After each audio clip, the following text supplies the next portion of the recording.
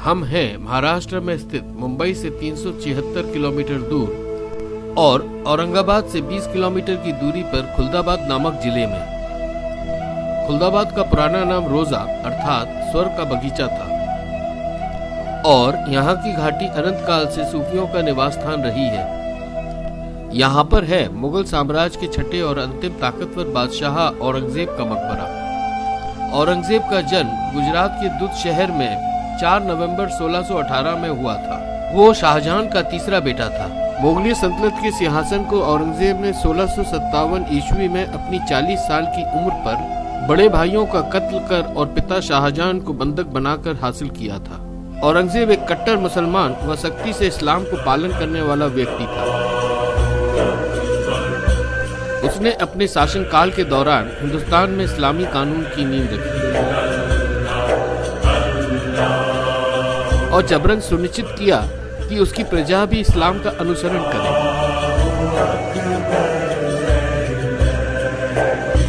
वह अपने पूर्वजों की तरह धर्म के प्रति उदार ख्यालातों का नहीं था।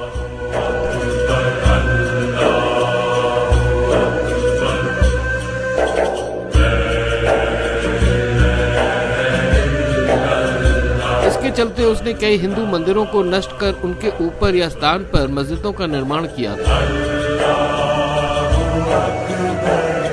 जैसे कि 1669 ईस्वी में बनारस का काशी विश्वनाथ मंदिर, 1670 ईस्वी में मथुरा का केशव देव मंदिर,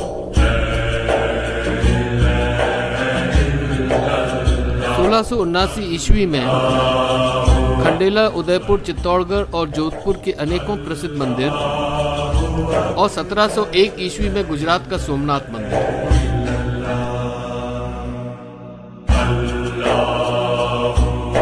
उसने इन धार्मिक स्थानों में तांडव कर गैर मुसलमानों को इस्लाम में जबरन परिवर्तित किया। औरंगजेब ने लगभग 50 वर्ष तक अपने सिंहासन को बरकरार रखा। उसने मुगल साम्राज्य की हदों को भारत के सुदूर दक्षिणी छोर को छोड़ पूरे उपमहाद्वीप में फैला दिया।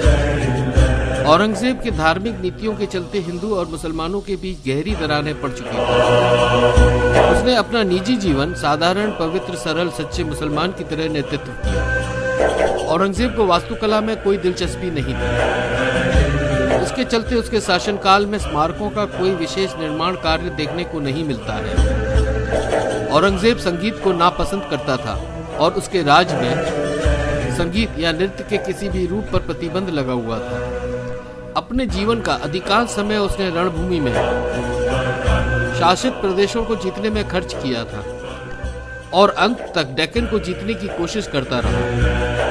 हालांकि औरंगजेब एक सक्षम योद्धा जो जमकर अपने शासित प्रदेशों की रक्षा करता था, उसकी एक ही कमजोरी थी कि वह बहुत सख्त और क्रूर था। हालांकि वो न्याय के प्रति वचनबद्ध था, लेकिन उसकी सत्तारूढ़ नीतियों के चलते नागरिक उससे नाराज और उसके खिलाफ रहते थे।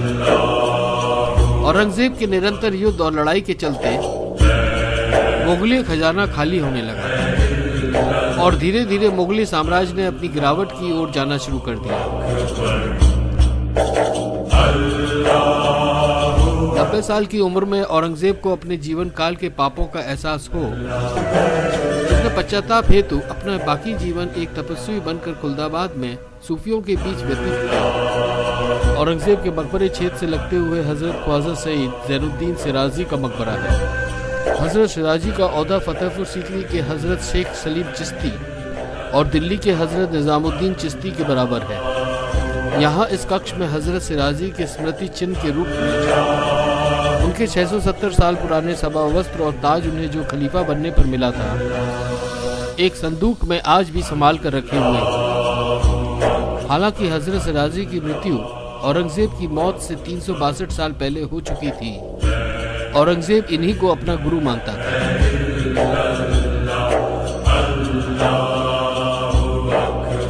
इस क्षेत्र में हजरत सिराजी के मकबरे के पूरब में औरंगजेब के बड़े बेटे आजम शाह तथा आजम शाह की बेगम की कब्र है। 3 मार्च 1707 ईस्वी में जब औरंगजेब की सहज मृत्यु अहमदनगर में हो गई, उसके बेटे आजम खान ने उसकी वसीयत के अनुसार उसको यहाँ एक मामूली कब्र में दफन कर दिया। औरंगजेब ने अपनी वसीयत में लिख दिया था कि मेरी मौत हिंदुस्तान में कहीं पर भी हो, मुझे यहाँ खुलदाबाद के जंगल में मेरे गुरु सैयद जैनुद्दीन सिराजी के पास ही दफन करना। जब मुझे दफन करो मेरा चेहरा खुला रहना चाहिए, मेरे चेहरे को मिट्टी में मत दफनाना। मैं एक खुले चेहरे के साथ अल्लाह के लिए अपने आप को पेश करना चाहता हूँ। मुझे बताया गया है कि जो भी कोई सुप्रीम कोर्ट में खुले चेहरे के साथ गया उसके पापों को अल्लाह ताला ने क्षमा किया है। मेरा ताबूत मोटी गद्दी से बनाया जाना चाहिए। मेरे शव पर महंगे शाल को न उड़ाया जाए। मेरे अंतिम संस्कार के मार्ग में फूलों की बौछार ना की जाए। कोई भी मेरे मृत शरीर पर फूलों को ना बिछाए। कोई भी संगीत ना बजाए ना गाए, मैं संगीत से नफरत करता हूँ। मेरे लिए कोई विशेष कब्र न बने, केवल एक चबूतरा या मंच का निर्माण किया जा सकता है।